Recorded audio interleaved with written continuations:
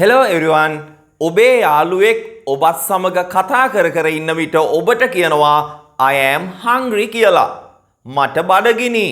I am hungry. ඔබ කොහොමද කියන්නේ මටත්? ඒ කියන්නේ මටත් බඩගිනි කියන එක ඔබ කොහොමද කෙටියෙන් කියන්නේ මටත් කියලා? ඔබ කියයි me too කියලා. මටත් me too යනුවෙන් ඔබ භාවිත කරයි. ගැටලුවක් නැහැ. ඒ ආකාරයට ඔබට භාවිත කරන්න පුළුවන්. ඔබේ යාළුවා ඔබට කියනවා I like coffee. මං කෝපි වලට කැමතියි.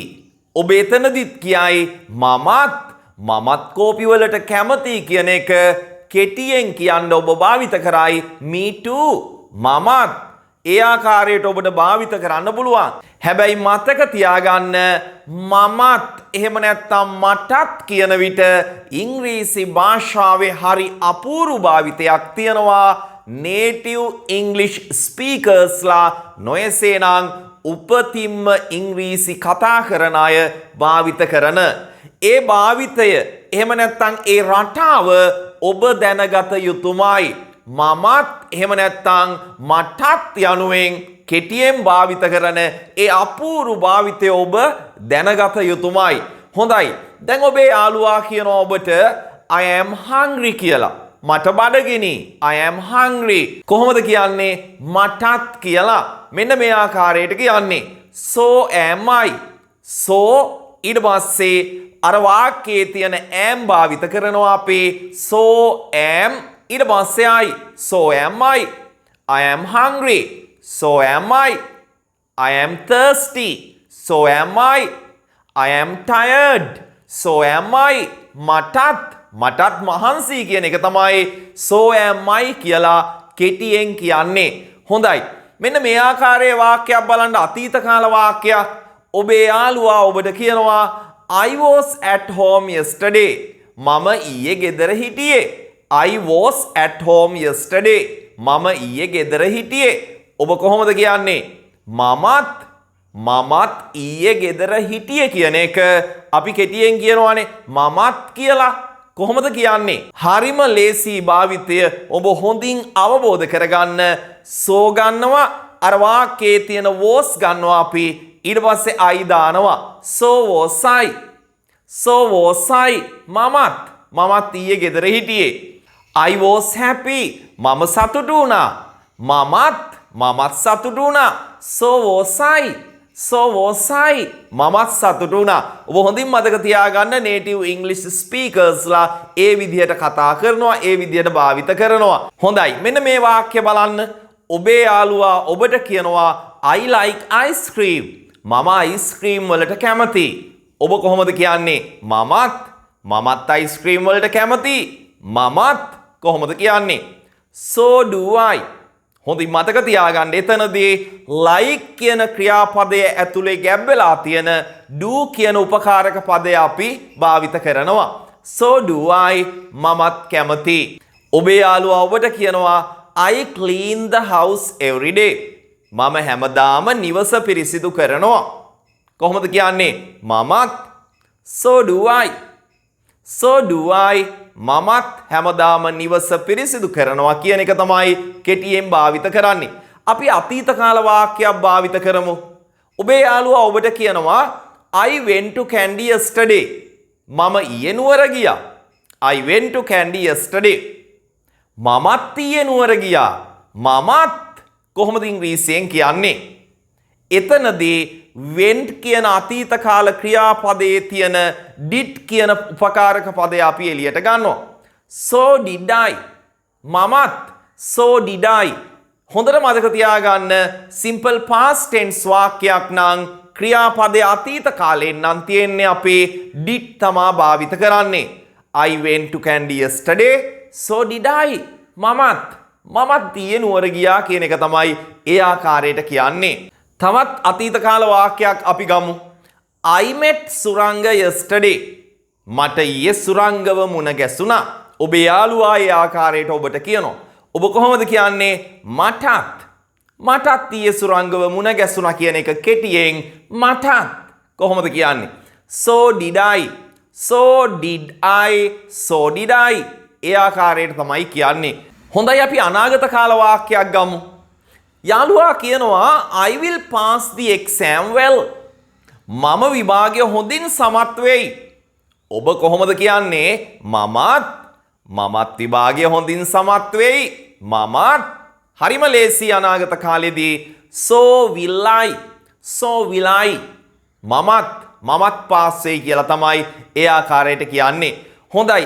හරිම සරල භාවිතයක් ඔබ හොඳින් අවබෝධ කරගන්න. ඔබ හොඳින් පුරුදු පුහුණු වෙන්න. මේ සමගම ඔබට මතක් කරන්නට ඕන අපගේ ත්‍රෛමාසික ප්‍රායෝගික ඔන්ලයින් ඉංග්‍රීසි පාඨමාලාවේ ආරම්භක දින නොමිලේ දේශනය සම්බන්ධයෙන්. ඉතින් හැමදාම මේ විදිහට පොඩි වීඩියෝස් බලලා හරියන්නේ නැහැ. දැන් මේ වීඩියෝස් වලින් ඔබට ඉංග්‍රීසි පිළිබඳ දැනුමක් ලබා ගන්න පුළුවන්. නමුත් පිළිවෙලකට මනසට ඉංග්‍රීසි ටික දාගත්තොත් තමයි ඔබට භාෂාව නිවැරදිව ලස්සනට හසුරවන්න පුළුවන්කම ලැබෙන්නේ. ඒ නිසා මේ අපේ පාඨමාලාව පිළිබඳ නොමිලේ දේශනයක් අපි පවත්වනු ලබනවා මාර්තු මාසේ 26 වෙනි ඉරිදා රාත්‍රී 8ට Zoom හරහා ඔන්ලයින්. ඉතින් ලංකාවේ විතරක් නෙවෙයි ඔබ ලෝකේ කොතනක සිටියත් නොමිලේ දේශනයට සම්බන්ධ වන්නට පුළුවන්කම තියෙනවා. කිසිදු වයස් භේදයක් නැහැ. ඒ වගේම කිසිදු මූලික දැනුමක් අවශ්‍ය වන්නේ නැහැ මේ නොමිලේ දේශනයට සම්බන්ධ වන්න. ඉංග්‍රීසි ඉක්මනින් ඉගෙන ගන්න ආකාරය, ඉංග්‍රීසි ඉගෙන ගැනීමේදී ඔබ දැනගත යුතු දේවල් සම්බන්ධයෙන්ුත් එදාට අපි මාර්තු 26 ඉරිදා රාත්‍රී 8ට නොමිලේ දේශනයේදී ඔබ දැනුවත් කරනවා.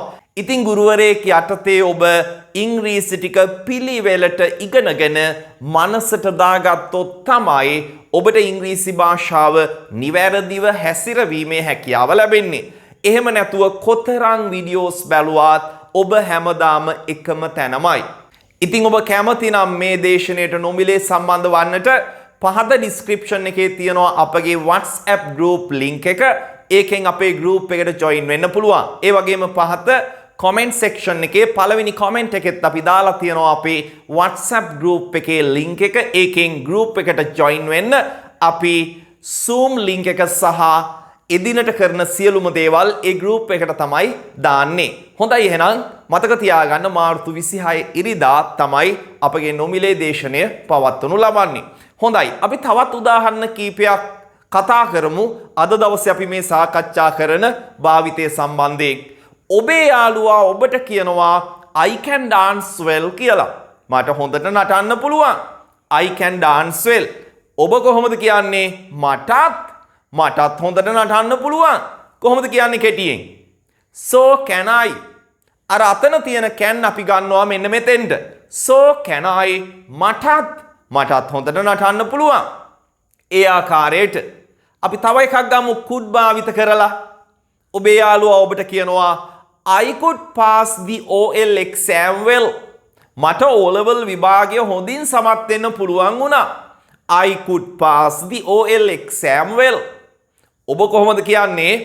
මටත් විභාගය හොඳින් සමත් වෙන්න පුළුවන් වුණා. So could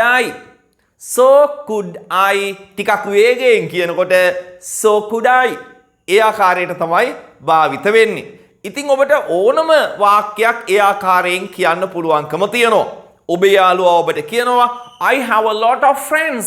මට ගොඩක් යාළුවෝ ඉන්නවා. ඔබ කොහොමද කියන්නේ? මටත් ගොඩක් යාළුවෝ ඉන්නවා කියලා කෙටියෙන්. So have I. මටත් ගොඩක් යාළුවෝ ඉන්නවා. ඔබේ යාළුවා ඔබට කියනවා I had long hair. මට දිග කොණ්ඩයක් තිබුණා. I had long hair. කොහොමද ඔබ කියන්නේ? මටත් දිග කොණ්ඩයක් තිබුණා. මටත්. එතනදී අපි ගන්නේ so had I. වාක්‍යයේම තියෙන had මෙතෙන්ට භාවිත කරනවා. so had I. මටත් තිබුණා කියන එක තමයි ඒ ආකාරයට කියන්නේ. ඔබ හොඳින් මතක තියාගන්න එදිනෙදා කතනයේදී මේක භාවිත කරන්න. විශේෂයෙන්ම ෆොරිනර්ස්ලා විදේශිකයෝ ඉංග්‍රීසියෙන් කතා කරනකොට මේ භාවිතය නිතරම යොදා ගන්නවා. ඉතින් ඔබ දැනගෙන හිටියොත් තමයි ඔවුන් කියන දේ අවබෝධ වෙන්නේ. හොඳයි.